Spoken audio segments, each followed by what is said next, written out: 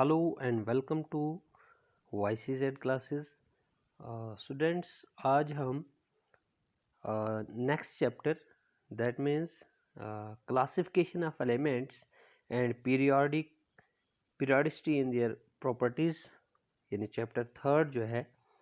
ये शुरू कर रहे हैं। तो सबसे पहले आप अपनी कॉपी पे इस चैप्टर का नाम लिखेंगे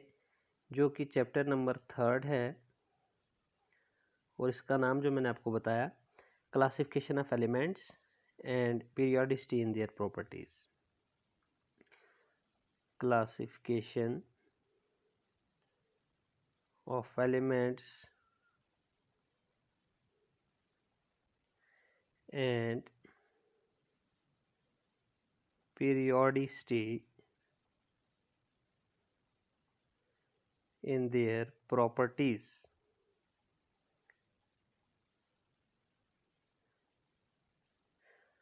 तो देखिए बच्चों, ये हमारा चैप्टर है, ठीक है, classification of elements and periodicity in their properties. इसका जो सबसे पहला क्वेश्चन अराइज होता है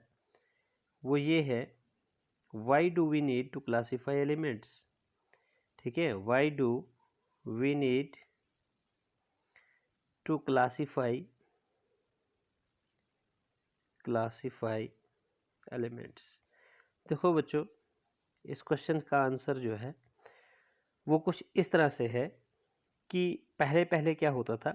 जब एलिमेंट्स डिस्कवर होते चले जाते थे, ठीक है, जो भी साइंटिस्ट एलिमेंट को डिस्कवर करता था, ठीक है, तो एलिमेंट्स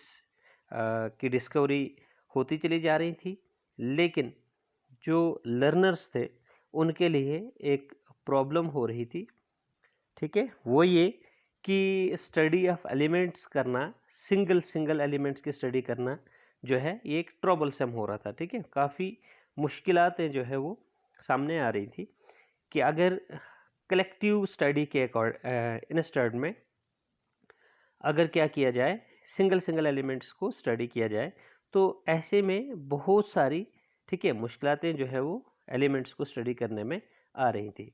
तो साइंटिस्ट ने सोचा कि क्यों ना हम एक पैटर्न बनाएं, ठीक है, वेल ऑर्गेनाइज्ड मैनर बनाएं, जिससे जो है एलिमेंट्स की स्टडी करना जो है ये आसान हो जाए। यानी कुल मिला के अगर हम बात करेंगे इस क्वेश्चन के आंसर की, that why do we need to classify elements, its answer is we need to classify elements simply, or you can say in order to, short way में आप बताएंगे, in order to, okay, in order to make the study of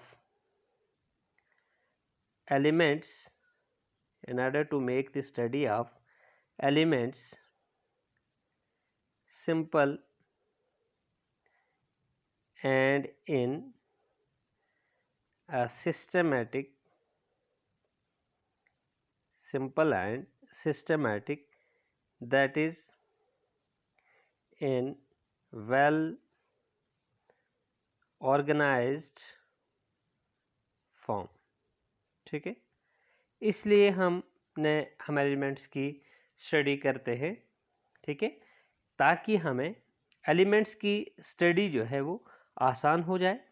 हमें single elements के बजाय collective study of elements जो है वो देखने को मिले, ठीक है, जिससे हमें आसानी महसूस हो, and in a systematic manner, ठीक है, दैट इज़ वेल डिफाइंड, कोई पैटर्न हो क्लासिफिकेशन का, ठीक है, सिंगल के बजाय जो है हमें ग्रुप में कलेक्टिव स्टडी हो, ताकि हमें कोई भी इस किस्म की जो हमें प्रॉब्लम्स एलिमेंट्स को सिंगल स्टडी करने की आती हैं, काफ़ी ज़्यादा टाइम कंज्यूमिंग है कि अगर सिंगल एलिमेंट को ये स्टडी किया जाए तो इंस्टेड ऑफ कलेक्टिव स्टडी, ठीक है, तो that's Y it is better to study the elements collectively rather than individually। okay, so that is why we need to classify elements। you can also add here something more, that uh, due to the discovery of different elements, it was also difficult to organize the information and to organize the information and properties of the elements. That's why there was a strong need to find some pattern in the properties of, you can say, different elements, so that they can be grouped together, and that's why we need to classify the elements. That means it is the reason for which we need to classify elements. So it was a little question about the beginning of this chapter, that everyone of us should know why do we need to classify elements. So students, so far as the classification of elements a topic is concerned, now we will proceed towards the history. That means कि कौन कौन से scientist ने क्या क्या कोशिश की, ठीक है, किस किस तरह से जो है उन्होंने अटेम्प्ट्स की और क्या क्या क्लासिफिकेशंस बताई, वो हम वन बाय वन स्टडी करेंगे। तो बेटा सबसे पहले ये चैप्टर जो है ये आपने क्लास 10th में भी पढ़ा है, लेकिन वहाँ पे आपने क्लासिफिकेशन ऑफ एलिमेंट्स जो है वो शुरू किया होगा डॉबरनर-स्ट्राइड से। लेकिन आज हम चूँकि आपका जो ये लेवल है, this is class 11th, your 11th standard students, तो थोड़ा सा जो है यहाँ पे आपको कुछ और भी क्लासिफिकेशंस जो है वो देखने को मिलेंगे। तो बेटा सबसे पहले आप अपनी कॉपी पे डालिए, फर्स्ट क्लासिफिकेशन जो है वो आप लिखिए लेवाइजर्स क्लासिफिकेशन। क्या लिखेंगे आप? लेवाइजर्स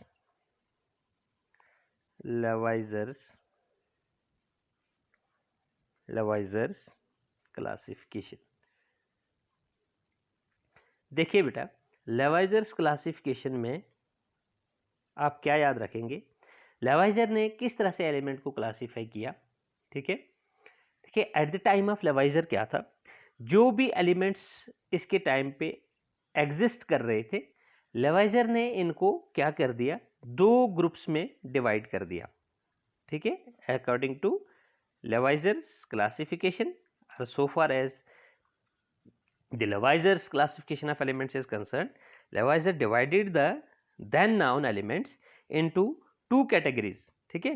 वो दो कैटेगरीज क्या थी, one was called as metals and another was called as non-metals, okay. तो दो कैटेगरीज में जो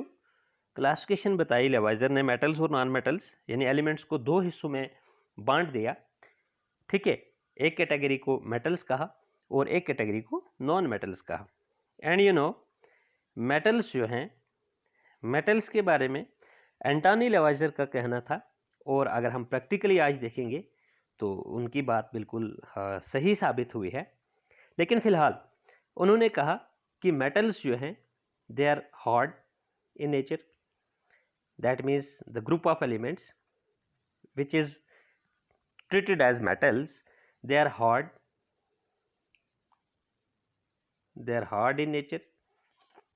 whereas the other group of elements, that is non metals, they are soft in nature, and metals की अगर हम next property की बात करें, as per Levaizer, he says that they possess high melting and boiling points, melting and boiling points क्या था इनका, high, metals वाले ग्रुप ऑफ एलिमेंट्स का। इसी तरह से अगर हम यहाँ पे ये बात करें नॉन मेटल्स में, यहाँ पे कह रहे हैं कि they possess are they show low melting and boiling points, ओके। अब देखिए बेटा, यहाँ पे इम्पॉर्टेंट चीज़ ये है कि अगर लेवाइजर ने एलिमेंट्स को इन दो कैटेगरीज में डिवाइड किया, क्लासिफाई किया, तो फिर यही क्लासिफिकेशन वैलिड क्यों नहीं रही, ठीक है। That means now we are proceeding towards, ठीक है। इतना ही आप याद रखेंगे कि लेवाइजर्स क्लासिफिकेशन क्या कहती है, Lavoisier divided the their known elements into the two categories और two groups, one group of elements is known as metals and another as non metals. आप कहेंगे सर मेटलाइट्स, नहीं नहीं, मेटलाइट्स का कोई कॉन्सेप्ट जो है यहाँ पे लेवाइजर ने नहीं दिया। चलिए ठीक है, अब ये वैलिड क्यों नहीं रहा, ठीक है, तो उसके लिए आप ये याद रखेंगे, ठीक है, that means we are talking about failure और यू कैन से लिमिटेशन, ठीक है, इसका फेलियर क्या रहा, उसका काज क्या रहा, या फिर आप कहें तो लिमिटेशन, ठीक है, क्यों ये फेल हुआ, ठीक है, तो इसके लिए आप बताएंगे इट फेल्स, ठीक है, it fails, what fails, that means this classification about whom you are talking, that means Leviathan's classification, because why it fails, because he that means Leviathan classified, okay, classified elements, classified the then known elements, you can say also in or you can say he classified elements in metals and non-metals only, metals and non-metals only, okay, but you know, yet there is, if you talk about the classification of elements on this behavior, there yet there exist, तो यहाँ पे क्या कर रहा है, एक और category जो है वो एग्जिस्ट करती है, there exist, yet there exist, okay, yet there exist another, there exist another class or category, you can say, of elements between another class of elements, that is, first name it, that is metallides, metallides, okay, between metals and non metals। लेकिन लेवाइजर जो है वो इस तरह की category of elements, that means metalloids की कोई बात नहीं करते, ठीक है, तो that is why or you can say here one thing more, as he gives no idea, क्योंकि ये कोई आइडिया नहीं देते हैं हमको, no idea about the concept of metalloids, that's why, यही कारण है, that's why his classification, that's why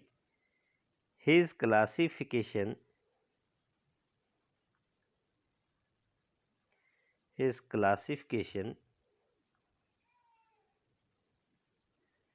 was rejected, okay, so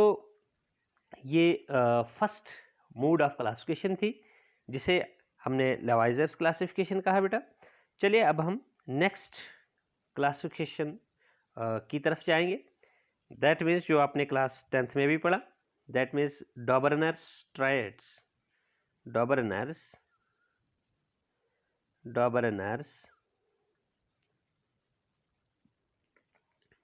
triads, और यू नो इस नाम को हम ऐसे भी बोलते हैं, डॉबरनर्स ट्रायड्स बोले, और हम इसको सिंपली बोलते हैं लॉ ऑफ ट्रायड्स भी, law of triads, law of triads कहो या डॉबरनर्स ट्रायड कहो बेटा, इसका बेसिक इन्फॉर्मेशन इसकी क्या है, देखिए साइंटिस्ट हैं जिनका नाम है जॉन वोल्फगैंग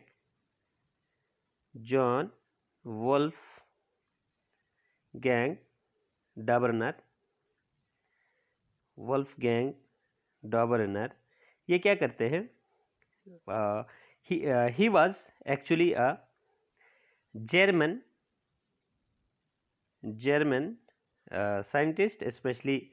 केमिस्ट, ठीक है, जर्मन केमिस्ट थे ये क्या करते हैं, जर्मन केमिस्ट डबरनर क्या करते हैं, ओके, इन 1817, ठीक है, 1817 की ये बात है, arranged, a German chemist in 1817 arranged, ये जोड़ते हैं, अरेंज करते हैं, arranged the then known elements, लेकिन अब कहेंगे मतलब तब जो इसके टाइम पे 18th सेंचुरी में जो एलिमेंट्स एग्जिस्ट कर रहे थे, तो arranged the then known elements, then noun elements into a group of 3, तीन एलिमेंट्स के ग्रुप में ये वो इन्हें अरेंज करते हैं इनटू अ ग्रुप ऑफ 3। तो इसी को कहते हैं बेटा, ग्रुप ऑफ 3 एलिमेंट्स को ही कहते हैं ट्रेड्स, ठीक है। तो सच दैट, लेकिन यहाँ पे इंपॉर्टेंट चीज़ ये देखने को मिल रही है कि जॉन डॉबरनर ने एलिमेंट्स को group of 3 elements that means triads में तो क्लासीफाई किया, लेकिन इस तरह से क्लासीफाई किया सच दैट द एटॉमिक मास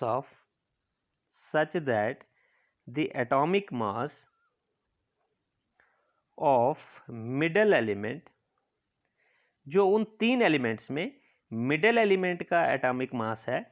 वो डॉबरनर का मानना है। इस तरह से जी मैंने एलिमेंट्स को 3 ग्रुप्स में, एक ग्रुप ऑफ 3 एलिमेंट्स में क्लासीफाई किया कि एटॉमिक मास जो मिडल एलिमेंट का है, atomic mass of, so that the atomic mass of middle element, okay, is the approximate. आप ये नहीं कहेंगे कि बिल्कुल एग्जैक्टली वो क्या होगा, सेम होगा, but you will use here the approximate term, ठीक है, लगभग जिसको हम बताएंगे, is the approximate atomic mass of the middle element is the approximate average of the atomic masses of the other two means remaining middle के अलावा, ठीक है, other two that is terminal elements. Terminal मतलब जो 3 में से बीच का middle element का एटॉमिक मास जिसकी आप बात कर रहे हैं वो बराबर आएगा other 2 means terminal, and terminal means first and third element, that is terminal elements, okay. तो बेटा ये आपने याद रखना है, this is actually the statement of law of triads,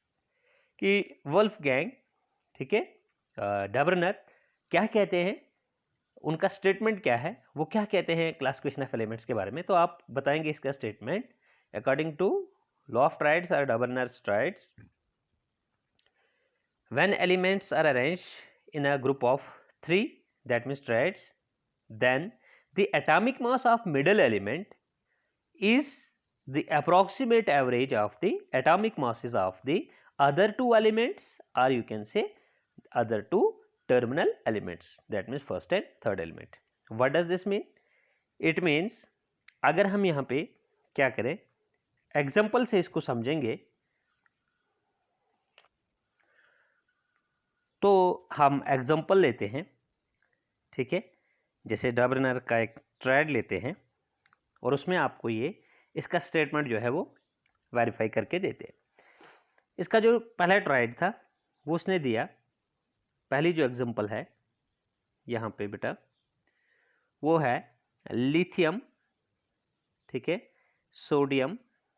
and potassium. And you know अगर आप आज बात करेंगे तो लिथियम, सोडियम एंड पोटेशियम जो है दे बिलोंग टू ग्रुप 1, ठीक है, at the extreme left side of the periodic table जो आपका ग्रुप 1 है, जिसे आप एल्कली मेटल्स भी कहते हैं, तो उनके ये 3 एलिमेंट्स हैं, ठीक है, लिथियम, सोडियम एंड पोटेशियम। इस लिथियम, सोडियम और पोटेशियम में देखो बेटा आपको ये लग रहा है कि सोडियम इज मिडल एलिमेंट, ठीक है, जैसे स्टेटमेंट में कहा गया कि atomic mass of middle element जो है वो अप्रॉक्सीमेटली इक्वल है या अप्रोक्सीमेट एवरेज है किसका, atomic mass of the terminal, that means first and third elements के एटॉमिक मासेस की एवरेज के बराबर, ठीक है, लेकिन अप्रोक्सीमेट एवरेज। ओके, तो चलिए हम भी यहाँ पे देखते हैं। देखो बेटा, जो लिथियम है, लिथियम का जो एटॉमिक मास है वो कितना हुआ करता है, यहाँ पे आप लिखेंगे लिथियम का एटॉमिक मास है 7, सोडियम का एटॉमिक मास है, एक्चुअली आप एटॉमिक मास यहाँ पे lower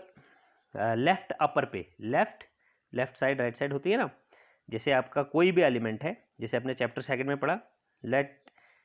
x denote every element, ठीक है, हर एलिमेंट को एक्स डिनोट करे। आप अगर आपने इसका एटॉमिक मास और एटॉमिक नंबर डिनोट करना है, ठीक है, पढ़ा है आपने चैप्टर सेकंड में, मैंने पढ़ा है आपको, तो ये लेफ्ट साइड होती है, ये राइट साइड होती है इसकी, तो लेफ्ट ये लोअर होता है, ये अपर होता है, लेफ्ट लोअर पे हम एटॉमिक नंबर देते हैं, लेफ्ट अपर पे हम मास नंबर यानी एटॉमिक मास देते हैं, ठीक है। होप कि आपको ये क्लियर हो। तो यहाँ पे बेटा हम जब एग्जांपल लेंगे, तो चूंकि मैंने एग्जांपल आपके सामने रखी हुई है, तो यहाँ पे एक्चुअली मैंने अब ये लिथियम का एटॉमिक मास यहाँ पे लिखना है, लेकिन चूंकि यहाँ पे, ठीक है, यहाँ पे ऑलरेडी ये डिस्प्ले हुआ है, ठीक है, लिखा हुआ है मैंने यहाँ पे, तो चलिए यहाँ पे मान के चलते हैं, लेकिन आपने याद रखना है कॉपी पे, आपने यहाँ पे ये एटॉमिक मासेस मेंशन करने हैं, ठीक है। तो सोडियम का एटॉमिक मास जो है वो आपका 23 हुआ करता है, और पोटेशियम का जो एटॉमिक मास है, ठीक है, वो 39। तो चलो शुरू करते हैं कि वेरिफिकेशन करते हैं डॉबरनर्स लॉ ऑफ ट्राइड्स की। तो atomic mass of middle element, ठीक है, तो हम लिखते हैं यहाँ पर atomic mass of middle, atomic mass of middle element. बेटा मिडल एलिमेंट कौन सा है इसमें ट्राइड में, आपको यहाँ पे दिख रहा है कि middle element is, atomic mass of middle element that is वो है आपका सोडियम, ठीक है, atomic mass of middle element, और उसका अब हम सिर्फ एटॉमिक मास लिखेंगे यहाँ पर, हमें आप पता है एटॉमिक मास, ये एलिमेंट जो है मिडल वो है सोडियम, तो atomic mass of middle element that is उसका हम लिखेंगे 23 इज इक्वल टू, अब फर्स्ट और लास्ट यानी फर्स्ट और थर्ड एलिमेंट का यानी टर्मिनल एलिमेंट्स के एटॉमिक मासेस का एवरेज निकालिए। तो देखो बेटा लिथियम का एटॉमिक मास जो है वो 7 है, और पोटेशियम का एटॉमिक मास जो है वो 39 है, तो एवरेज हम ऐसे निकालते हैं, इनके एटॉमिक मासेस हमने सम किए, ऐड किए, कितने एलिमेंट्स के एटॉमिक मासेस को आपने ऐड किया, 2 एलिमेंट्स के, तो डिवाइडेड बाय आप 2 करेंगे, इस तरह से हम इनकी एवरेज निकालेंगे, ठीक है। तो बेटा ये हो जाएगा 23 is equal to what is 23 is the atomic mass of middle element that means sodium here in this triad,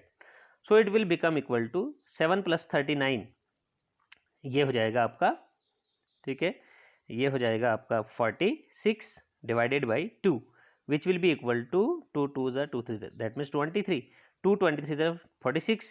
देखो बेटा यहाँ पे ये एग्जैक्टली इक्वल आ गया, atomic mass of middle element ये क्या है 23 आपका atomic mass of middle element, ठीक है, यहाँ पे ये 23 के बराबर आ गया, ये क्या है, ये है आपका approximate average of the atomic masses of terminal elements, terminal मतलब फर्स्ट और थर्ड, फर्स्ट और लास्ट टर्मिनल एलिमेंट्स, तो यहाँ पर ये एग्जैक्टली बराबर आ गया। लेकिन देखो अभी कुछ एग्जांपल्स हम और लेंगे, वहाँ पे ये एग्जैक्टली बराबर नहीं भी आ सकता है, थोड़ा सा ये या तो कम या तो ज़्यादा आ सकता है, तो हम एग्जांपल लेंगे, नेक्स्ट सेकंड एग्जांपल लेंगे हम, उसमें आप देखेंगे, जैसे मान लीजिए यहाँ पे इसने लिया calcium, next triad as per डॉबरनर, calcium, strontium, ठीक है, और बैरियम, ठीक है, calcium, strontium and barium. Calcium का ठीक है जो एटॉमिक मास है वो हुआ करता है 40, और स्ट्रोंशियम का जो एटॉमिक मास है वो है 88, ठीक है, ये आपने याद रखना है, और बैरियम का जो एटॉमिक मास है बेटा वो है 137। चलिए ठीक है, यहाँ पे 88 भी आप लिखेंगे, या आप अगर पूरी वैल्यू लिखनी है तो 87.5 भी आप यहाँ लिख सकते हैं स्ट्रोंशियम का, ठीक है, ये थोड़ा याद रखना। चलिए 87.5 इज नियरली इक्वल टू 88, ठीक है,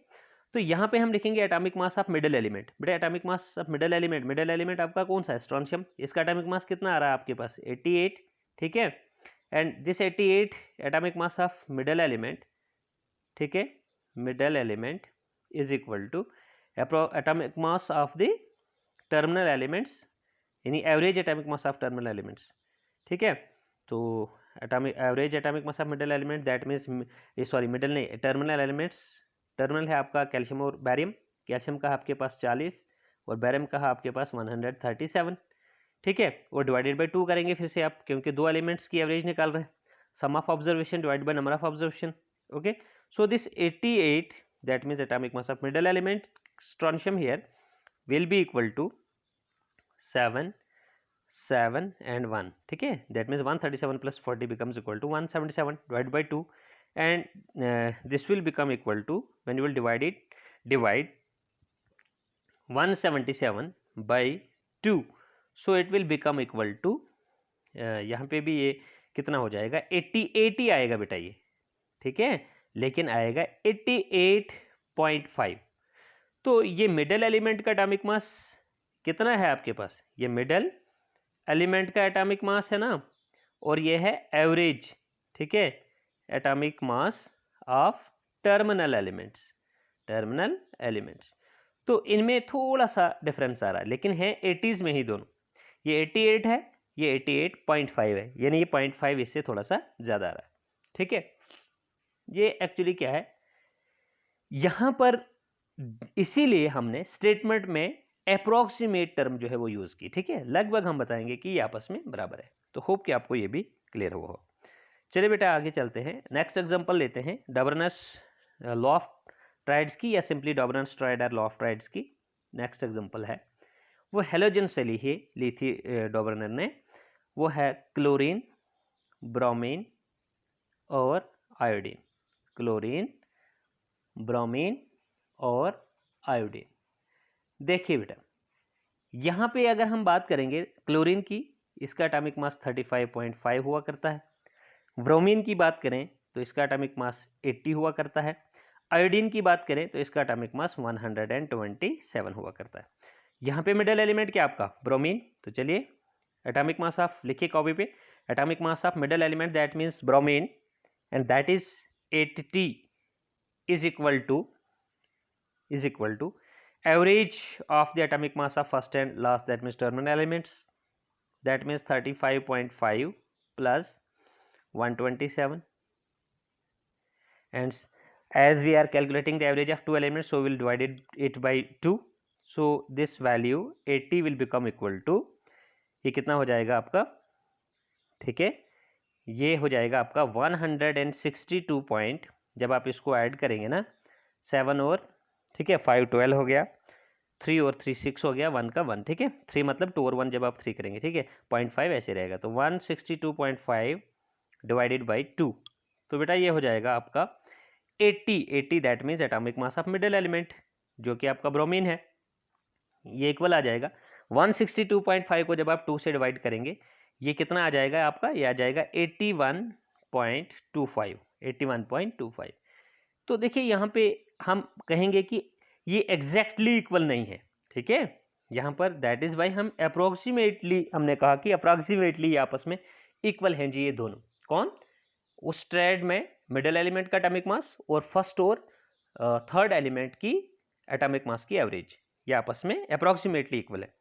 तो ये इसीलिए यहाँ पे देखो ये 80 आ गया और यहाँ पर 81 आ गया। हाँ एक चीज़ है कि दोनों 80s में ही है, ये 80 है और ये 81.25 है, ठीक है। स्मॉल एरर है तो ये एक्सपेरिमेंटल एरर भी हो सकता है, ठीक है। तो दैट इज़ वाई कि ये जो इसने कहा था, ठीक है, वो हमने आपको इस तरह से इन 3 एग्जाम्पल्स में बताया, ठीक है। तो this was all about the law of triads बेटा। तो अब इसके बाद आप थोड़ा सा ये भी ध्यान करेंगे कि लॉ ऑफ ट्राइड्स अगर था तो यही वैलिड क्यों नहीं रहा, तो इसकी भी लिमिटेशन रही, ठीक है। तो इसकी लिमिटेशंस क्या बताएंगे आप, इसकी लिमिटेशन में आप ये लिखेंगे, अपना पेन कॉपी उठाइए आप, यहाँ पर लिखिए आप, इसने क्या किया यहाँ पे थोड़ा सा लिखिए, he that means Dobereiner could find only limited का मतलब हो गया कि कुछ ही ट्राइड्स, कुछ ही एलिमेंट्स को ये ट्राइड्स की शक्ल में क्लासिफाई कर सके। Could find only limited triads, तो हमें लिमिटेड ट्राइड्स थोड़ी ना चाहिए थे, तब जो एलिमेंट्स एग्जिस्ट कर रहे थे सारे के सारे एलिमेंट्स की क्लासिफिकेशन चाहिए थी, ठीक है। हम थोड़ी ना चाहते थे कि कुछ ही एलिमेंट्स जो है वो क्लासीफाई हो, तो सारे एलिमेंट्स की क्लासिफिकेशन आनी चाहिए थी। तो चूंकि सारे एलिमेंट्स को ये ट्राइड्स की शक्ल नहीं दे पाए, it found only limited triads, ठीक है। तो दैट्स वाई और you can say due to which, जिसके कारण, due to which it also, yeah, that means this classification, due to which this mode of classification, or simply you can say this classification, ठीक है, this classification of elements also gets rejected, ये भी reject हो गई, ठीक है। तो let's see towards next classification और mode of classification you can say, but बेटा हम उसका जो है नेक्स्ट लेक्चर में ही बात करेंगे। उसमें हम पढ़ेंगे न्यूलैंड्स लॉ ऑफ ऑक्टेव्स, लेकिन थोड़ा सा आप देख के आएंगे। न्यूलैंड्स लॉ ऑफ ऑक्टेव्स जो है अपने क्लास 10th में भी पढ़ा है, वही न्यूलैंड्स लॉ ऑफ ऑक्टेव्स हमने यहाँ पे भी पढ़ना है, ठीक है, जिसमें न्यूलैंड्स जो है वो हमें सारे गामा पा करके जो है अपनी बात समझाने की पूरी कोशिश करते हैं, अपनी मोड ऑफ क्लासिफिकेशन को समझाते हैं। तो हम नेक्स्ट लेक्चर में न्यूलैंड्स लॉ ऑफ ऑक्टेव्स और लोथर मायर्स क्लासिफिकेशन की बात करेंगे, ठीक है, और इवन के हो सके तो नेक्स्ट मोड की भी बात करेंगे डिपेंडिंग ऑन सिचुएशन। तो बेटा आज के लेक्चर में इतना ही। होप कि आपको ये पूरा समझ में आया हो। इन केस अगर आपको कोई भी कमी रहती है आप मुझे कमेंट करके पूछिए, मैं आपके क्वेश्चंस का आंसर करने के लिए हर वक्त तैयार हूँ, ठीक है। तो आज के लेक्चर में इतना ही बेटा, लेकिन इससे पहले मैं आपको एक बार फिर से बताना चाहूँगा कि अगर आप मेरे चैनल पर नए हैं तो आप इसको फटाफट से जो है सब्सक्राइब कीजिए, लाइक कीजिए और ज़्यादा से ज़्यादा शेयर कीजिए, और पास में दिए गए बेल आइकन को प्रेस कीजिए, ताकि इन फ्यूचर कोई भी वीडियो अगर अपलोड हो तो उसका नोटिफिकेशन जो है आप तक पहले पहुंच जाए, ठीक है बेटा। Good bye, take care, stay fit and stay safe.